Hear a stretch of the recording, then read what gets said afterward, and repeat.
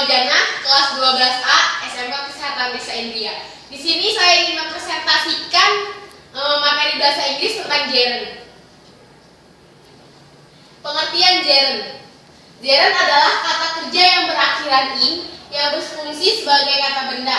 Gerund mempunyai bentuk yang sama dengan participles, yaitu sama-sama berakhiran in. Namun berbeda fungsi. Untuk participles saya akan membahasnya secara terpisah. Di bawah ini akan saya bahas fungsi dari gerund. Hal yang perlu diingat adalah gerund dianggap sebagai singular dan kata gantinya adalah it. Kapan kita gunakan gerund? Yang pertama sebagai subjek kalimat. Apabila kita ingin meletakkan kata kerja di awal kalimat, maka kita harus mengubahnya menjadi verb in.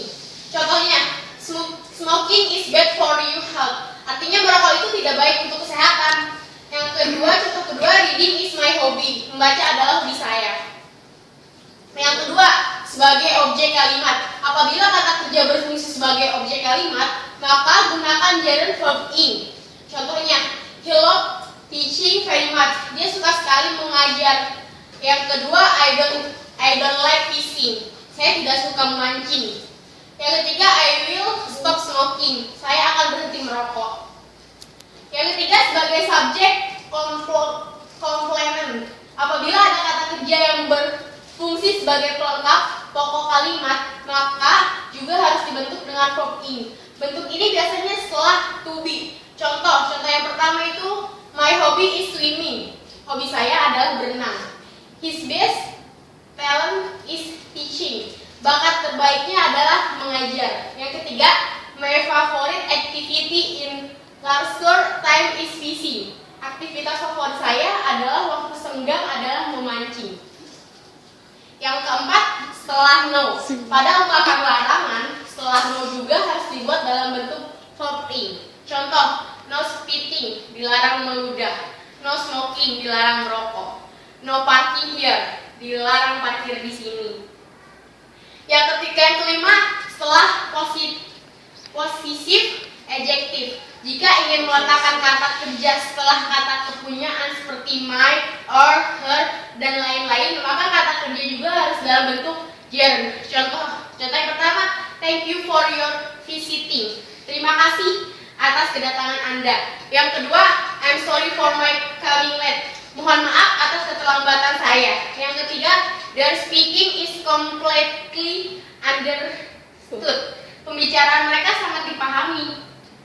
Yang keenam, menyatakan pasif.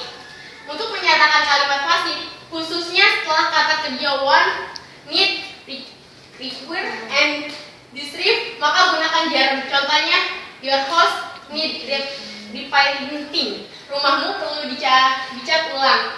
Yang kedua, this car want repairing. Mobil ini mau diperbaiki. English requires studying. Bahasa Inggris perlu dipelajari. Yang ketujuh, sebagai idiomatic expression. Untuk fungsi ini biasanya berupa pola go plus verb in. Contohnya, I went shopping with my mother. Saya pergi belanja dengan ibu saya. Yang kedua, she will go camping, not see. Dia bukan pergi berkemah, bukan. Do you go fishing on Sundays? Apakah kamu pergi memancing setiap hari Minggu? Setelah yang ke-8, setelah kata depan. Apabila ada kata kerja yang berada setelah kata depan, maka harus dibentuk dalam gerund. Contohnya, before leaving, I locked the door. Sebelum pergi, saya mengunci pintu rumah. Yang kedua, he goes out without saying anything. Dia keluar tanpa mengucapkan sepatah kata pun. Yang 9, setelah kata kerja tertentu. Apabila ada kata kerja setelah kata kerja di bawah ini, maka kata kerja yang kedua harus dalam bentuk gerund. Admin, dishes, enjoy, forget, remember, finish, stop, avoid, dan lain-lain. Contohnya yang pertama, my father enjoy swimming very much. Ayah saya suka sekali berenang. Yang kedua, Mary has finished discussing about Africa and these people. Mary sudah selesai mendiskusikan tentang Afrika dan orang-orangnya. Yang ketiga, Mr. Arman asked us to stop fighting. Tuan Arman meminta kami untuk berhenti berkelahi.